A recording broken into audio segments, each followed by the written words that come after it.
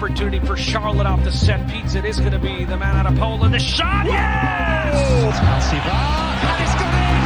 It's an Olympico. Yoshiki pulls it back. The shot and another goal. And look who's coming on. Ryan Romero. Here's Romero. Hit the shot, kid. Goal! For the city, for the crown. And welcome back, everybody, to another episode of the Offsides Podcast, the unofficial official podcast of Charlotte Football Club, covering all your Charlotte FC news, match recaps, match previews, and hopefully in the near future, some playoff recaps. I am your host, Andres Robledo, and as always, I'm joined by my co-host, Pablo Robledo. Pablo, how's it going? Pretty good. 2 wins so far, and looks like we might just narrowly make it. Yep. There's a crack in the door. Gotta just burst through it. Just a little team called Miami in our way. And Yeah, interesting how it's like two matches left, and it's both against the same team. Yeah. So I could see a little bit benefit from that, you know. Yeah, the only thing that has me worried, and we can talk about it more later in the episode, is how back-to-back they are. I think there's only 3 days in between the matches, but lately that's how we've been playing all our matches, and seems to be working out in recent times, so maybe it'll work out for us at the end of this month. Yeah. But I think according to the numbers, basically we have to win both. So there's that. Yeah, I think that's the easiest way to make it. I think there are some scenarios where if we win one of them, we can make it. And I think if we tie both, don't think that'll be enough. I think we would be just short if that happens. Well, if I know Charlotte, I know they're not going to take the easy road. Yeah. The good news is it seems like Messi might be out for the season. He did play against Cincinnati this past week, but I do wonder, he has games with Argentina like right before our game on the 18th, so I do wonder if he will be back in time to play for them. So we might get lucky on that part of playing a Miami without Messi. Best case scenario. Yeah, I think so. I think the reports are on his injury is like muscle fatigue, and they're just going game by game. But I want to say like 90% of the verdict is he's out for the rest of the season. Yeah, because I don't think he's trying to get like, the Miami lost against Houston in the Open Cup. That was their second chance at a title in one season, which would have been pretty incredible. But good overall on Houston for clinching that. Yeah. But it wouldn't make sense for Messi to basically come back for Miami to play for, I guess, nothing, right? They're not gonna make playoffs, and yeah, they're mathematically what would he out be of playing it. for, right? And he's got what's he got? He's got Copa America coming up in next year. Yeah, and he's got World Probably Cup be his last qualifiers. one. Yeah, I don't think he's gonna. I mean, I think after Copa America he might actually retire. I don't We'll think he'll be see. going for another World Cup. But then, true that. Yeah, who knows? Yeah. But either way, it doesn't make sense for him to come back for Miami for the rest of the season. Yeah. Another update on the playoff picture. So Inter Miami are officially out, as well as Toronto FC, and I believe DC United is basically also going to be out of it by the end of decision day. They finished the season with 40 points, which I don't think will be enough to make playoffs. They sit at 9th right now. There's a couple teams that they're tied with, New York and Chicago, who still have a game in hand, also at 40 points. So unless they both lose their games and we lose all our games and New York loses all, I don't think they'll make it. So I think they're basically going to be out of the playoff picture as well. And then Montreal sits at 41. Who knows what could happen? They've got one game left to play, so there's some possibilities of them getting jumped as well, depending on how their match goes. They play Columbus Crew, so that'll be a tough match for them, as Columbus sits in 4th right now. So that could be another good opportunity for us to jump them. We have 2 games in hand at 39 points, so we could, end the season at 45 points and finish at 8th place. But we'll see. That's, I think, definitely on the hopeful side. Yeah, just like last season. Yeah. Kind of leaving it up to, I don't want to say chance, but it was like they're kind of taunting us there with a carrot right over our faces. It's like, maybe Yeah, buy your last season. tickets. Yeah. Last season, if I recall, I think we were in it up until the second to last week. So, Right. kind of similar situation of what we're in now. With 2 games left to play, we're still kind of in it. But let's talk about how we got here, because before this past Wednesday, I think a lot of people, including myself, and you might not admit it, but I think you as well, kind of figured there's no way it could happen. The schedule looked a little too tough, but the team has somehow, again, at the end of the season, kind of turned things around, turned it up a notch, and have cracked open that door like we talked about, and have made playoffs again a possibility by beating Toronto at home 3-0, and then going on the road against Chicago and beating them 2-0 for the second time in a year, beating them at their in their home stadium. Yeah. Let's talk about the Toronto match first. Was that a surprise to you, or did you feel like that was, going to be an easy win? No, I felt like that should have been like our warm-up of the winning streak. Like, I mean, Toronto has not been great this season at all. Worst team in the league with 22 Right. points. Yeah, it's like, whenever I start thinking about how crappy of a season we've had, at least it hasn't been like Toronto's season. But yeah, no, it's. I think the thing that was most disappointing about the previous match that we lost is that we gave up the lead again, as in tradition, this whole season. And so that kind of really just took a lot of like, just the hope out of people, and any expectations that maybe there was a chance. But there was still, this scenario that Charlotte could make it if we win all games. Yes, we beat Toronto, and it was a great win at home. But again, this was kind of like, we're picking on the little kids here.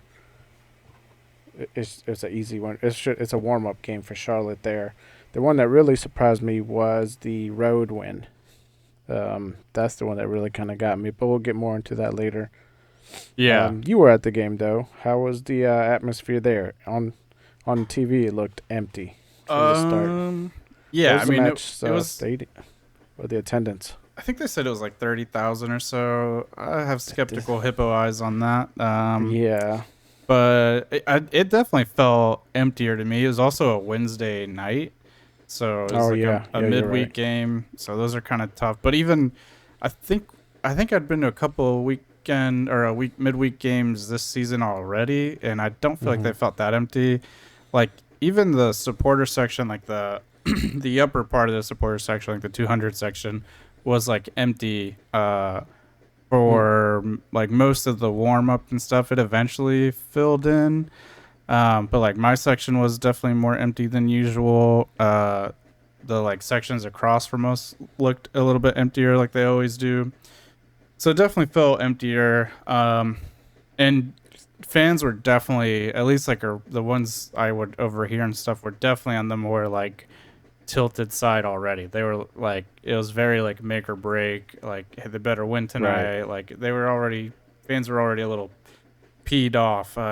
It was not the normal like party atmosphere, I guess, as Charlotte FC games have become to be known. But yeah, like you mentioned, it was like it was a game where we should win, we did win. But I definitely was like kind of pumping the brakes on the excitement of the victory a little bit, because, again, you're beating the worst team in the league, like not just our conference, but the entire league. They fired their coach midseason. I think one of their DPs is basically kind of like quit. and then 2 of our goals were PKs. Although Right. we could have had 2 other goals in open play, so I do take a little bit of that kind of back and forth. But again, yeah, but it was still kind of like, all right, that's like a good to win, like good to get 3 points, kind of break this draw loose streak, get the fans back excited. But it didn't like really turn around my expectations at that point. I was still kind of waiting on like, let's see what happens in Chicago, because Chicago that same night had a big win over Inter Miami in a packed Soldier Field Stadium, like 61,000 people. So I was like, dang, they're gonna be hyped. Like that kind of helps them on their playoff run. Like they just played in front of like the biggest crowd they've ever had. Like I'm sure they're gonna take that momentum into Saturday. So I was definitely a bit more hesitant to like celebrate the victory Wednesday night, but I thought the team looked really good. Yeah. Toronto barely got out of their own half. Yeah, you're right. I was also going to mention, watching the game, Toronto, and then watching the one in Chicago. I was glad that the Bank of America field was not like half NFL, half MLS like it was last season, looking like you're playing in a high school stadium. Yeah, we haven't gotten any matches with the NFL lines on this season. Yeah. I mean, you can see where like some of the horizontal stripes are, but like they did a real good job of just like eliminating all of that and just making it just for the Charlotte match. Mm-hmm. So I was like, okay, well, at least we're not, because towards the end of last season we saw that, and I was just like, this looks gross. Like I could barely watch that on TV. Yeah, that's when we played Chicago. They had their stuff like faded. You could see the Bears like the logo. Chicago one. You could see that, and I'm just like, this looks like a high school stadium. Yeah, it was pretty funny. Let's jump into this game a little bit. Was there any players that kind of stood out? I mean, what were your big takeaways from this match? That you, like I said, what were your big takeaways from this match? Well, just starting with basically the lineup. I was glad to see what's his name, Yazviak, back in the starting lineup. Yeah, I mean, this is the first game where all 3 DPs have played together in quite a while. Yeah, and I would say, I was glad to see 2 out of the 3, Swiderski and Yazviak, the Polish pistols out there. They played together really well. And, Yazviak, he kind of got us that early goal thanks to him. And, I don't know. He sold that PK really well. I will say that. Yeah. 'Cause it looked light, and I will admit that even though it went our way and it was like a Charlotte goal, but I will say it was like it just looked like a real light foul. But he sold it really well. We got the PK, and it was early PK. But like you said, it's because of how the season has been and because of how basically, the New England game went, it's hard to stay excited for a game, especially when you have an early lead, because of the habits that we've had. It's like, we give up, especially in the second half, we give up the leads. So it's like just holding your breath the whole time. And there was a couple instances where I thought it might happen, when that one goal got called back by, again, VAR, because Bronico was offsides. Yeah. I was like, oh, yep, here we go. This is the start of it. Yeah, and then Copetti had a goal that didn't get counted. Yeah, I didn't care too much about that one, though. I did. I was also like, I saw when they called back that one offsides goal, and I was like, yes. I'm like, Bronico doesn't get the assist. I yes. know. That was the thing I noticed like, was like, man, he can't do 2 good things in a row. Like, right before he got taken out, he like won the ball back in our own half and like stopped it. Probably the only real big like build-up play of Toronto, one of the few ones, and kind of like started on a breakaway. And then he had, I don't remember who was in front of him, but he had 2 players in front of him. I think one was Yazwiak, and then I don't remember who was on the left. And just like completely fumbled the pass and gave it away. And it was like, man, you just can't put two good things together. Like, you did so good, like tackling and winning the ball cleanly for once, and like getting on this breakaway and putting us in a good position, but then like just giving it away. And he got taken out right after that. I don't know if that was coincidence or Capetti or Latanzio had kind of seen enough, but that was kind of Hopefully one of the rare occasions we see Bronico come off early. And Derek Jones came on, which was always, a good thing to see. He almost got a goal himself. Unfortunately, just flew it over the bar. you talking about the Desiree one, the header? No, Derek Jones almost had a goal. Derek. Oh, okay. Yeah, I saw that one by Desiree, and I mean wide open, and he heads it, and it's like over the bar, just missed it wide. I was like, oh man, how do you? Like this is the game to build your confidence. This is the game to really just kind of get everybody involved, because Toronto just did not play well. No, they could not get anything going, and Right. they even played with 5 in the back, and like for us to get 3 on them. I mean, again, 2 were PKs, but we also had 2 that didn't count from open field play. So it was like we were messing them up either way. What else from this game did you like? Besides that, I think overall Kalina kind of got back into form. He had some real good saves, especially early in the first half. But besides that, nothing really stood out to me. It was kind of the same old crosses that we couldn't really finish on too much. Giving up balls in the midfield. And that's really about it. Just Capetti not performing like everybody expected him to. Yeah. The same old just Charlotte results, basically. I didn't see like too much more effort out of them. It seemed like the same type of play style. Yeah, I would say for Capetti, I saw him like trying to go for the ball more and like making more runs, but it was still kind of like not the most like productive of runs or like the most efficient with it. Like there's still something missing there. But I thought he wasn't like going to ground as often and like played for the ball more. I thought he's kind of turning that around. Yeah.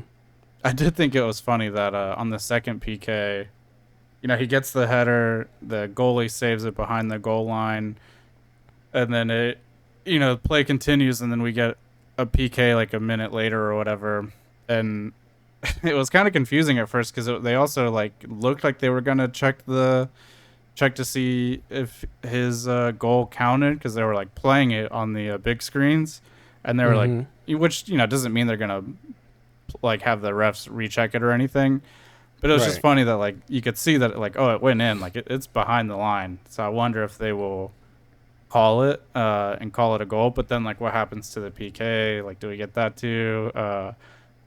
And so then they just gave us the PK, and I thought it was funny. Like he was, I don't know if you could see it on the broadcast or not, but he was like standing on the spot. Like I think he thought Swiderski was gonna give it to him because it was like I just had a goal not count. Like I should get this one, and no dice. Swiderski took that one. Yeah, I was gonna say. I think if I had to choose between the two, my answer it's gonna be Swiderski every time. I think even Latanzio called him over because like shortly after he ran over to like Latanzio. So I wonder if he was like, "Listen, man, it's not your night." Yeah. No. This one kind of really solidified the fact that Swiderski is just a bona fide PK taker.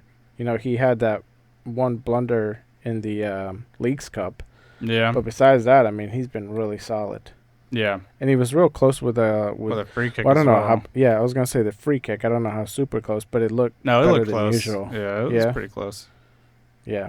And I think just overall, even MLS put it out there. That back heel by Didgerie was just like, man. I'm just saying Didgerie the whole time. I'm not even gonna try. You could say I think Didgerie. I think he pronounced his first name Brett. I'm still saying Didgerie.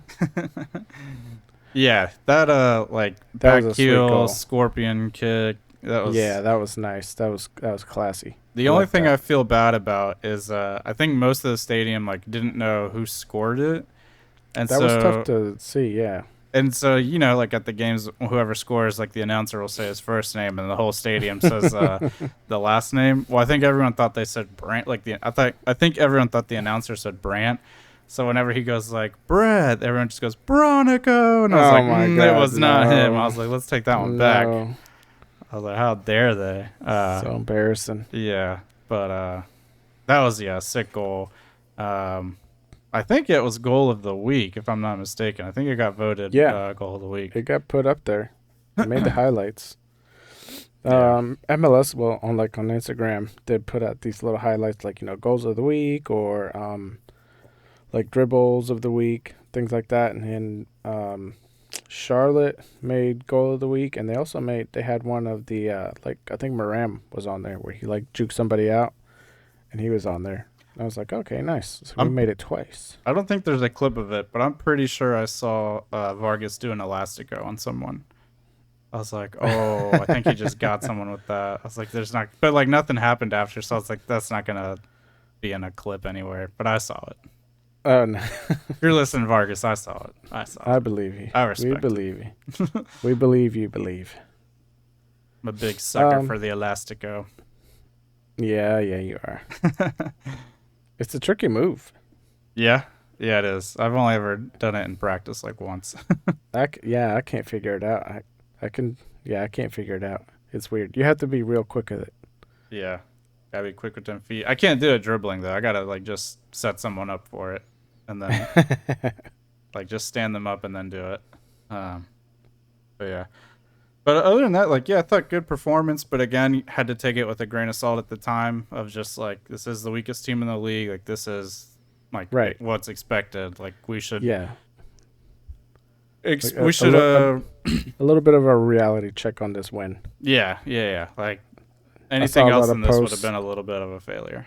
Yeah. I saw a lot of posts where, fans were kind of getting hyped up about Charlotte's back and all this stuff. I'm like, let's just realize who we just beat. Yeah, it's like it's nice the team that everybody has beat. Yeah, it's nice to have a win, but yeah, it's a good momentum starter. Yeah, you want to beat the weak teams. Of course, yeah. If we had even just tied this game, that's it. There was a lot of people I heard probably a handful of people around me saying like, if this game ends in a tie or loses, like I'm canceling my tickets, blah blah blah. So there was definitely a lot of pressure on this game from that perspective. I think that's pretty much everything on that game. Quick turnaround to go up to the Windy City, Chi-Town, headquarters of Kanye, where we take on the Chicago Fire. And this was a game where I was like, okay, this will be the statement. Like, this kind of like will be whether or not we can actually make a run. Like, I think even if we lost, maybe there was a possibility of making playoffs with 2 wins. But like, I was kind of like, if we can't win now, I don't see us winning at all. I didn't think we were gonna win this one. This is the one where I was like, even a tie here would actually be good because we're so close to Chicago on the table. I was like, this, you just can't lose here, basically. But obviously a win would be the best thing ever. And, man, early banger from Westwood. I mean, we've been asking for our midfielders and our strikers to do this all season, like shoot from outside the box. And, I mean, he does it first time out of the air and just freaking banger. Yeah. I'm glad to see Vargas back on that starting lineup. Yeah, I mean, he said, well, he kind of set that up. Yeah, I was going to say, he hit the cross. We'll just call it that. I mean, he set it up. Yeah. he meant to do that. He calculated. He's like, I'm going to hit this guy. It's going to bounce out. But yeah, let's talk about the lineup, though. What'd you think of it? Were you surprised by it based on the performance against Toronto, or are you kind of just expecting whatever at this point? Yeah, I think you nailed it on the head with that one. At this point, it's just like I'm surprised more if I see consistency in the lineup. Yeah. Um, Vargas is out there. You got Soderski playing on the, according to what they show on the screen, Soderski's on the left side, Bronick on the right, in the middle. I'm like, okay, that's odd, but we'll go Yeah. with it. Capetti back up top doing nothing but taking up space. And then we had our number 10 gone. So Yeah, we should I was just actually like, shout that's that out. odd. He because he just scored. well, It's just like, he does he went not know? to he went back to Belgium. I think he just had a kid. That's no why. excuse. Yeah. It was kind of the worst timing for us, one of our best playmakers to have to leave. But, congrats to Brett Lejaguer. Probably still mispronouncing it, but Why congrats is to this him. kid in Belgium? Does he have like 2 families? Yeah, he's got a Belgian family and then us, the Charlotte family. Okay. We're his second family. I mean, Can I get an allowance? out of all the places to have a kid, you probably want to have it in the U.S. Nah. Just saying. You get Dual citizenship Belgian waffles. for a baby. That's how it goes. They give you a stack of waffles on the way out. Here's They're like, your baby. you're gonna need Here's your these." waffles. I wonder if he's Like, gonna you get can 4 use these months for off like anything. I did. Depends on if we win this next game. Yeah, I do wonder if he'll be back. I mean, thankfully we've got 9 days until the next match, so there's some time. But That's plenty of time. you've seen one kid, you've seen them all. I don't know if this is his first kid or not, so who knows? Zoom dad. Yeah, it's only 2 more weeks. Yeah, he'll be all right. The defense was pretty solid. I mean, if anything, that's one thing that kind of seems to stay the same. Yeah, we have finally got that back line figured out. That's Yeah. probably the thing I'm most thankful for about the Leagues Cup is it gave us the chance to experiment with Privet, and that has been like the golden goose, man. Like he was the missing variable to solve that equation. Yeah, he was he was kind of like the rare card in the golden pack there. Yeah, You know. yeah. And not only that, but I think Byrne has also been He has stepped playing- up massive. yeah, he's been, and I want to somewhat attribute that to just better chemistry in the back line. Like he's somebody, he finally has consistency back there. And you can tell So- he's the one that Latanzio trusts the most, or one of the ones that Latanzio trusts the most, because in the Chicago game, Euron halftime felt a little bit of like an injury, and they took him off as a precaution. And then they brought Lindsay on, and instead of having like Lindsay just take on Euron's spot, they just shifted Byrne over, and then had Lindsay take over Byrne. So it's like he's putting a lot of trust and responsibility on Byrne, which is good as a senior player. Yeah. You know, that should. Yeah, and Byrne Should be that way. has played both sides, whereas Lindsay has also played both sides, but looked terrible on that left side. Yeah. Yeah. Yeah, and I think out of those 4 back there, Byrne is the more, leader of Yeah. those 4. Yeah, he's He kind definitely. of takes the captain of the defense there. Yeah, and he took the armband in the Chicago game after Westwood came out. There you go. So that was yeah. good to see as well. Yeah. But I mean, that back line has been so solidified. I have forgotten that we have Tulioma, that we have Zobozinski, and Corujo. Corujo, yeah. Like 3 guys that we thought were going to step up at center back, and instead it's been the rookie center mid from college that has taken over, and he's looked good too. Like Yeah, he has. it's not like it's been like a desperate measure of like, well, nothing else is working, like, or he's the best out of a bad bunch. Like he has looked the best like out of everyone, and looks like good, like fits the role really well. And I like how he can get up and join the attack and also recover, and he like doesn't panic whenever he has the ball. Like he always seems to find like an outlet out. So it's been good to have him in that back line. Yeah. We're kind of diverted a little bit by that Westwood goal, though. But, banger of a goal. One time, that was just video game goal. Nice. Seriously. uh, that has, and he said in an interview like they've been practicing that more and trying to concentrate What? on finishing outside the box more. And it makes me wonder, like, why is Scott Arfield not seeing more of the field then? Because Dude, he's yes. been the guy that's done it the most. I mean, he's got That's two another goals. guy I forgot we had.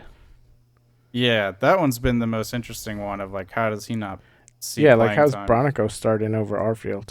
You know I what's mean, I get funny it's- too it's- is a lot of people are coming around to the other side of that of like, I've seen enough of Bronico. I want Arfield. Yes. I want Jones. And I'm like, you guys all wanted my neck last year for saying stuff like that. I've had enough of Bronico since last yeah. season. Yeah, so I feel a little vindicated or validated now. Yeah. Because I even said something at the Toronto game. What did I say? Anything, Endo. I can't remember didn't what, but like I said something. Oh, when he messed the pass up, and I was like, Yeah. and I was like, and yet he still gets minutes. And someone turned around, and was like, I know, right? I was like, oh no way. I was like, finally, I thought I was gonna just get jacked in the face. Yeah. I was like, oh, I thought you wanted some smoke for a little Yeah. bit there. Thought someone was gonna beat me with a bobblehead. Yeah. But yeah, even online though, like whenever, you know, if I fire a Bronico tweet, like people seem to be more on it now, and I see more of it now. Like, why is Bronico starting? Why is he still on the field? It doesn't make sense. I mean, so it's definitely he's okay, coming around but a he's little not bit. great. He's not a difference maker. That's the biggest thing. I think our take gets a little bit lost sometimes, where people think we just hate the guy or we think he sucks, and it's not that. It's just that he's like okay, like he's fine. Yeah, And yeah. we need something a little bit more than that right now. I think if he came on the last like 15, 20 minutes of a game to like close a game out, I think that would be like a good position for him. Right. Yeah. But he very, very rarely does anything for us on the offensive side of the ball. And then even on the defensive side of the ball, like he tends to like give a lot of free kicks away. Yeah, and so that's the thing, like what you just mentioned. It's not that Bronico sucks or that he's bad. It's just like if you look at the depth of our roster, especially in the midfield side, we have so many other better players that could, I feel, help the offensive more than what he does. And not just the offensive, but the defense as well. Arfield is just one of the ones you mentioned. Ben Bender's another one that's not there. Yeah. I get the, Didgerie just had a baby, but still, like, what's Maram? Like, I could go on and on. Even when at the Toronto game, when Jones came in for him, like Jones, he didn't go into his regular like defensive mid position. He kind of went in more at like the 8 position and played a little bit further up. And I thought he even looked better at that position. Like he was calmer on the ball. Like anybody does. Yeah. So I do wonder if it's like a thing from the front office, like, hey, this guy sells tickets. Like just start. Yeah, it's got to be that. Yeah. Like this season, at the beginning of the season, I marked which games I wanted to go to based on the giveaways. And when I saw that there was a Bronico bobblehead, I'm like, I'm not going to that. Yeah, I didn't go to that one. My wife and mother-in-law went to that. But I got the bobblehead. Ugh. Blech. If anyone wants it, I'll sell it for $1,000 Oh my God. or 10 Bitcoins. Someone's going to pay. But yeah, I mean, a good solid win. The only thing I was really worried about was the 11 minutes of stoppage time. I was like, oh no. I was like, this is yeah. right at, this is our kryptonite. I was like, that's so much time to screw us over. But thankfully they closed it out. But man, a win like this, like on the road, basically in a playoff situation, right? Like you need to win to kind of keep moving along. That kind of does give me hope to where, like, if we make playoffs, like, we could maybe get some results. Like, I'm not saying we'll go all the way, but I don't think we're gonna lose like right away. I think we'll put up a good fighting chance. And yeah, I mean that's really like as long as they make playoffs for me, that's all I really want out of season 2. Is just I want to see a good performance. If we make playoffs and then get trounced like 5-0, I'll be pretty disappointed. Yeah, that's your standard. Mine are much lower for Charlotte right now. Just get into dance. Get in there. The thing I do think this team could be a good playoff team though, because like games we're not supposed to win, we tend to do well in. Like we step up against the big opponents. Not always, but like Right. a majority, I would say like 8 out of 10 times we have. Like Philadelphia. Wait, did we win that game actually? I might be talking out my I don't know. butt. But No. also, the games that we are supposed to win, we don't. And when it's playoff time, But we're all not supposed games to are win. must-wins. But we won't like. No one's gonna think we're gonna win those. So, you know what I mean. Still. Okay, so just maybe wanna not see him this in there. season, but so like Or Philly, last we season. tied 2-2. New York City, we tied 1-1. Exactly. But like LA, we beat 2-1. LA Galaxy, we beat 1-0. So we've beat some big teams as well. At Atlanta, we won. Yeah, the Um, LA was a big surprise. Yeah, Atlanta was still pretty early in the season where there was like, okay, like we just kind of screwed up. Like now we're starting to hype back up, but then it just went downhill from there. yeah. Like way downhill. I hate how both seasons we've played Atlanta like so early in the season, like Yeah, both matches, There should be like an early Atlanta game and then like a season a ender. September. Or season ender would be nice. Yeah, that's actually a great idea. That's who we should end the season with. Yeah. Either Atlanta or Nashville. Nah, Yeah. just Atlanta in general. Yeah, I agree. But like I said, like I think this performance and a couple other ones, like the team can definitely step up when they need to, and that like if we make playoffs, we're definitely gonna be in it as like underdogs the entire way through. So it's kind of like no real pressure on them. Like just go out and play, and who knows, maybe they'll get a result or not. But we're counting our chickens a little too early. Still got to get there. You were talking about playoffs before we even make it. Still Maybe got next to year. get the job done against Miami. Skipping ahead a little bit though, what'd you think on that PK that we got? I thought it was he just kind of sold it. I mean, how many have like we gotten called against us that like should have been not or like should not have been given, right? Like you think about the one against Nashville where the guy runs over Byrne and somehow he gets the PK. Yeah, So you're right. I kind of feel like I think if it's it the had been balance of somebody it. else beside Copetti, I would have been like, yeah. But I'm just like, dude, just get up. But I was just more surprised that he got it because he fell before he was even into play. the From my perspective, he That was was actually- like on the ground before the ball was even passed to him. That's one thing I forgot to mention about the Toronto game was we actually got a lot of calls go our way, surprisingly. Like the 2 PKs, we got like a free kick right outside the box. We got away with a couple of like stuff that didn't get called.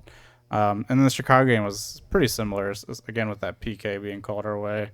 Yeah. I mean, I'll take it, man. Like, maybe it's not the best call, but like, we've had that come and bite us in the butt so many times. Like, it was just, Yeah.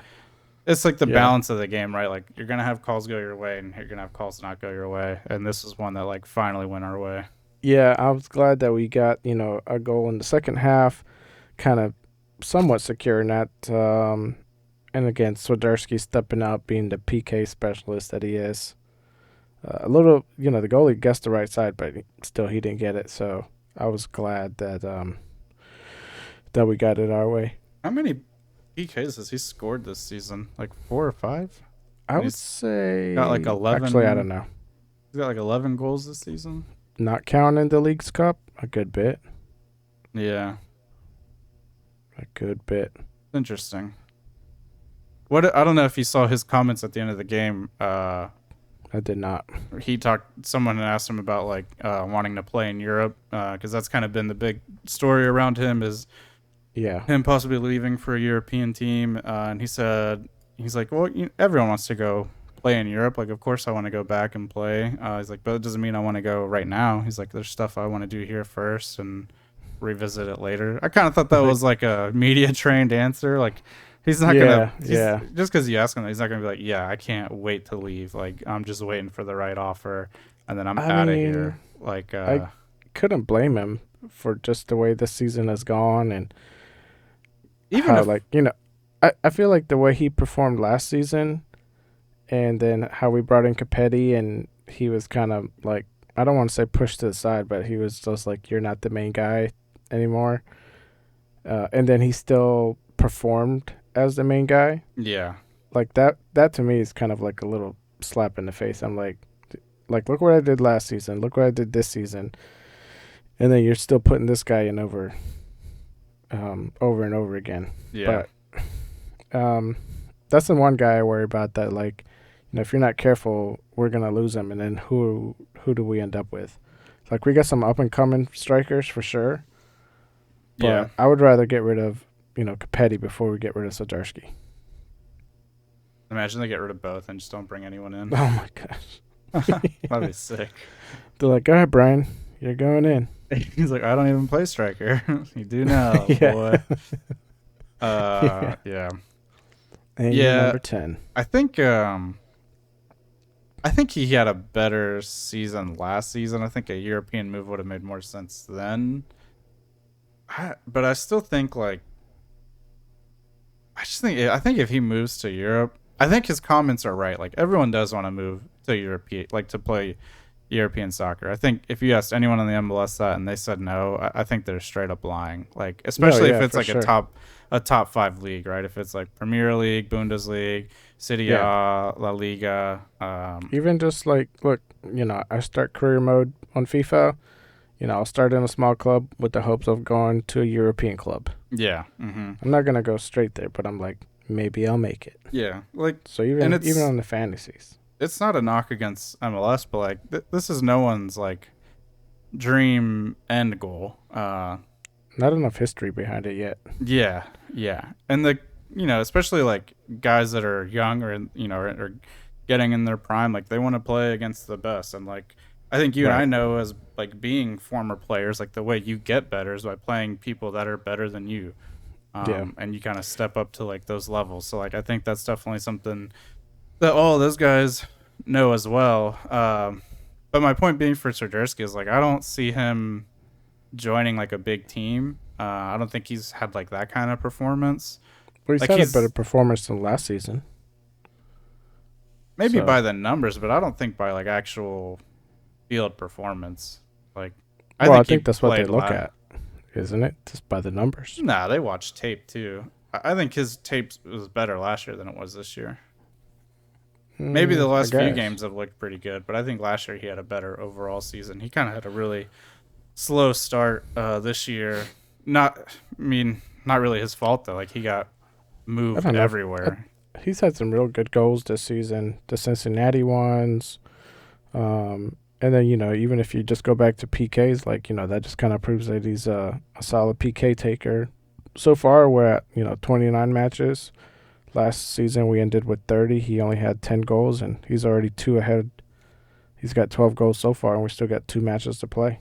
Yeah, that's true. And imagine if we make playoffs. So, I guess depends on how you look at it. But my point being is like I don't think he's gonna go over to Europe and like be a big transfer or anything. Like even here in the MLS, he's not one of the top strikers. Like he's not in the race for the Golden Boot.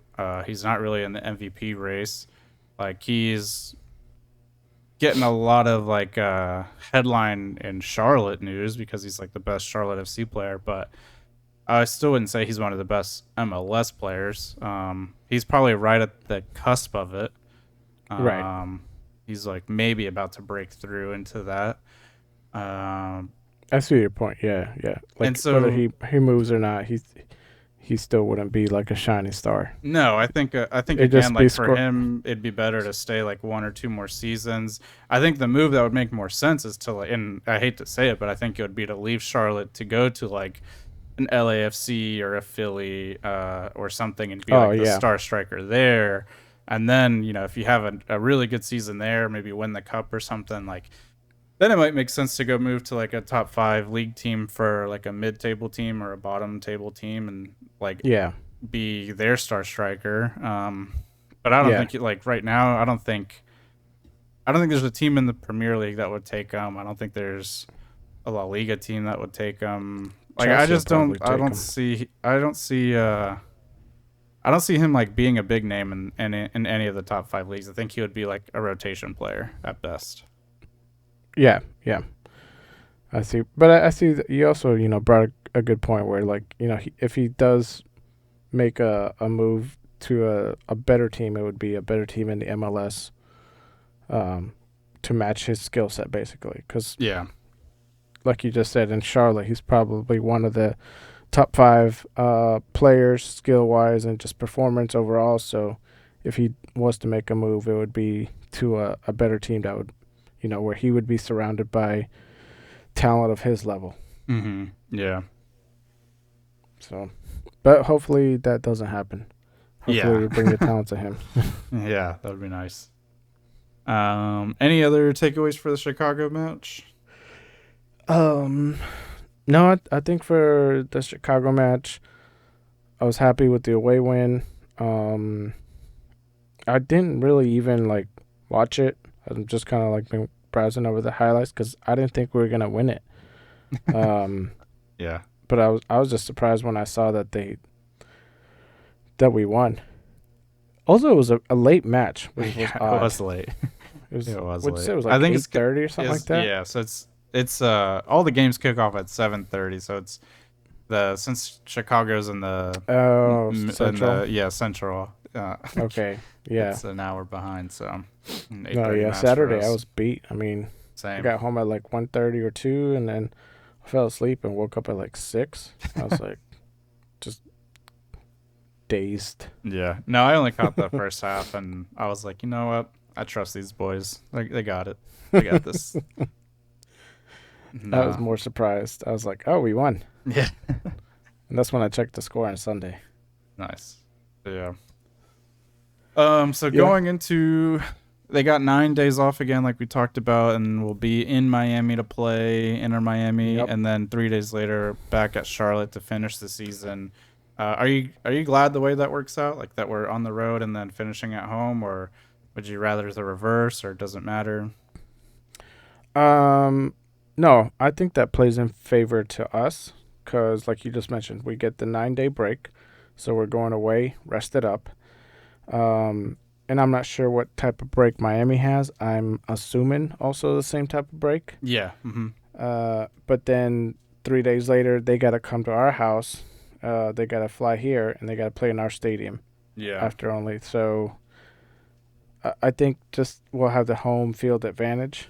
I don't think Messi is going to be a factor.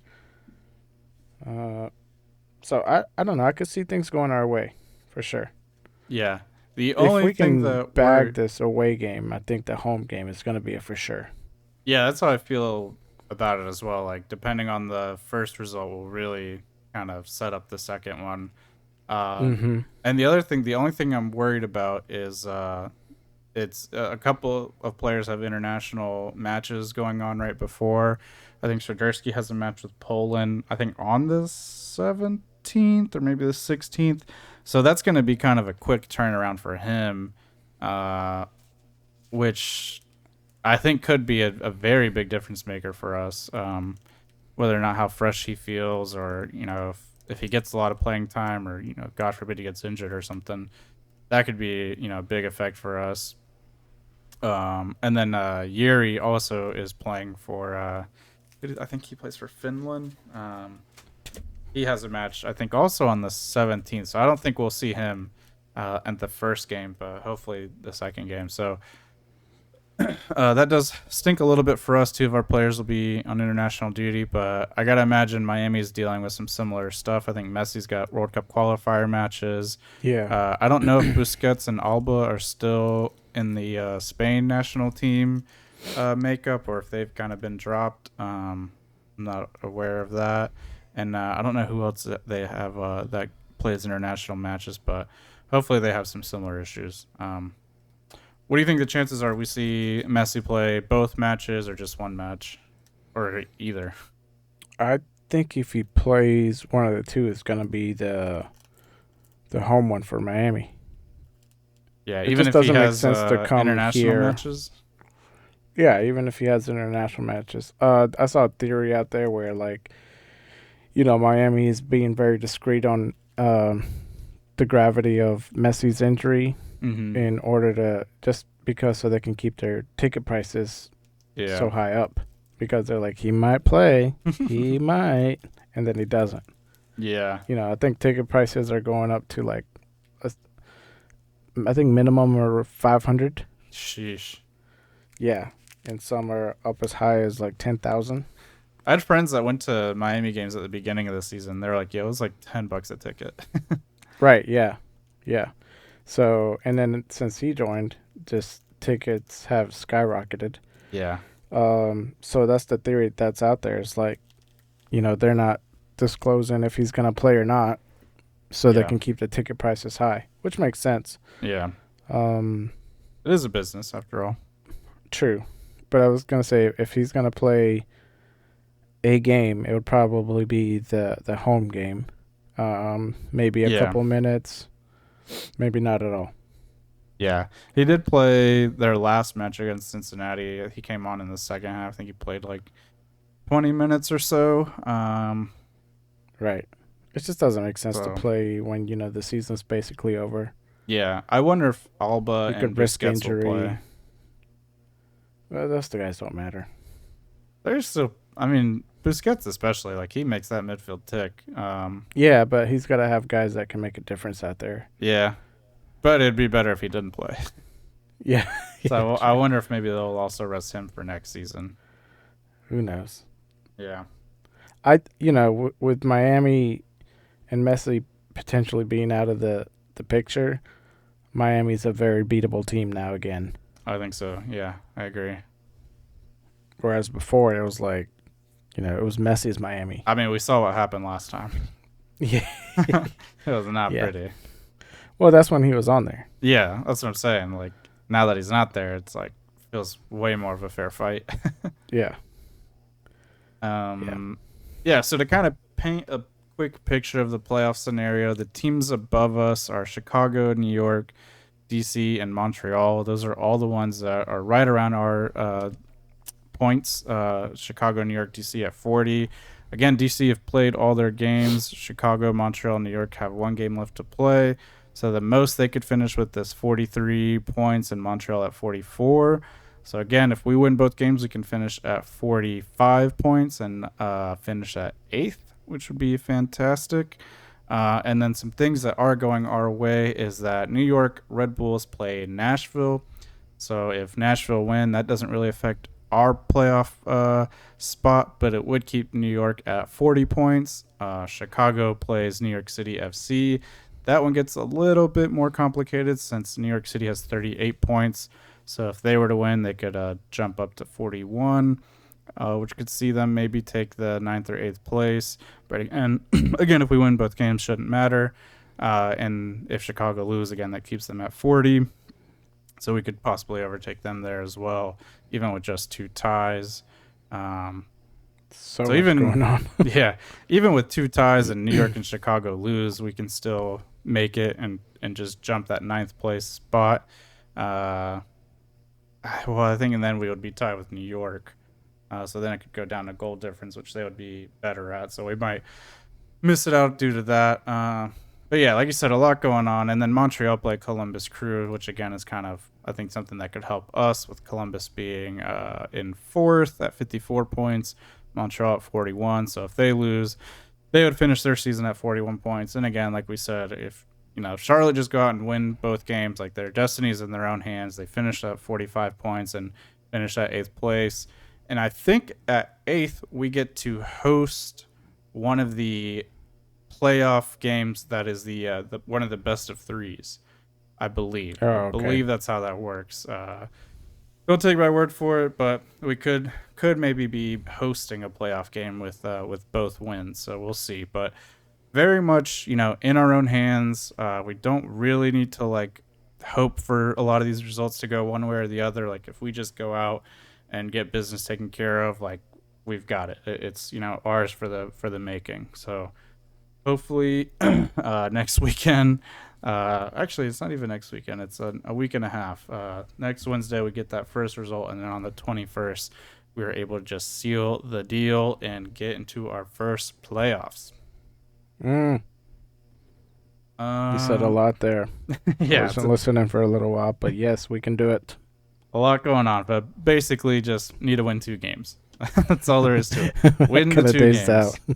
Win the 2 games. All right, that pretty much covers everything. Wanted to talk about Charlotte FC wise. I did want to just touch a note on Crown Legacy.